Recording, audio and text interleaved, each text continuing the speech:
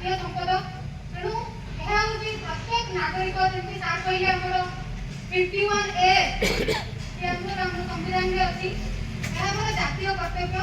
ତେଣୁ ଆମେ ସମସ୍ତେ ଚେଷ୍ଟା କରିବା କିପରି ଭାବରେ ଜଙ୍ଗଲ ନିଆଁକୁ ନିୟନ୍ତ୍ରଣ କରିପାରିବା। ତ ସାର୍ମାନେ ତ ସବୁବେଳେ ଏତିକି କହିବେ ଗଲାଥର ନିଆଁର ପ୍ରଭାବଟା ଘଟଣା ରେଞ୍ଜ ବହୁତ ଭାବରେ କମିଛି। ଏହା କେବଳ ଆମର ଚେଷ୍ଟା ନୁହେଁ, ସମସ୍ତଙ୍କର ଚେଷ୍ଟା। ଆମର ମୁର୍ଗା ପାହାଡି ଭିଲେଜର ଯୋଉ ଜଙ୍ଗଲ ନିୟନ୍ତ୍ରଣ ପାଇଁ ଯୋଉ ଗୋଟେ କୀର୍ତ୍ତନ କରିଥିଲେ ତାହା ଭାରତ ପ୍ରସିଦ୍ଧ। ପ୍ରଧାନମନ୍ତ୍ରୀ ନରେନ୍ଦ୍ର ମୋଦି ତାଙ୍କର ମନ୍ କି ବାତ୍ରେ ତାଙ୍କ ନିଜର ଏହା ଆମର ଗୌରବ କଥା।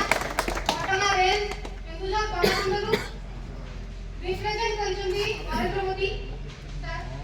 ତେଣୁ କେବଳ ଭାରତ ନୁହେଁ, ଆମେ ଏହାକୁ ବିଶ୍ୱ ପ୍ରସିଦ୍ଧ କରିପାରିବା।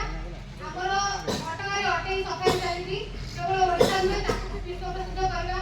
ଯଦି ସାଂଚଳିକ ନ୍ୟାସନାଲ ପାର୍କ କିଛି ହେଇପାରିବ ତାହା ବି ଆପଣମାନଙ୍କ ସହଯୋଗ ହିଁ ହେଇପାରିବ। ତେଣୁ ଏହା କେବଳ ଆମର କର୍ତ୍ତବ୍ୟ ନୁହେଁ, ସମସ୍ତେ ମିଳିମିଶି ଭାବରେ କାର୍ଯ୍ୟ କରିବା। ଆଉ ହାତୀର ପ୍ରଭାବଟା ଗଲାଥର ଅପେକ୍ଷା ଏଥର କମିଛି।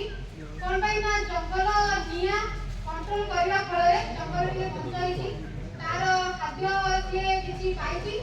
ତେଣୁ ଗାଁ ପାଖକୁ ହାତୀ ଆସିବାଟା ବି କଣ୍ଟ୍ରୋଲ ହେଇଛି। ଗଲାଥର ପ୍ରାୟ ମୁଁ ବି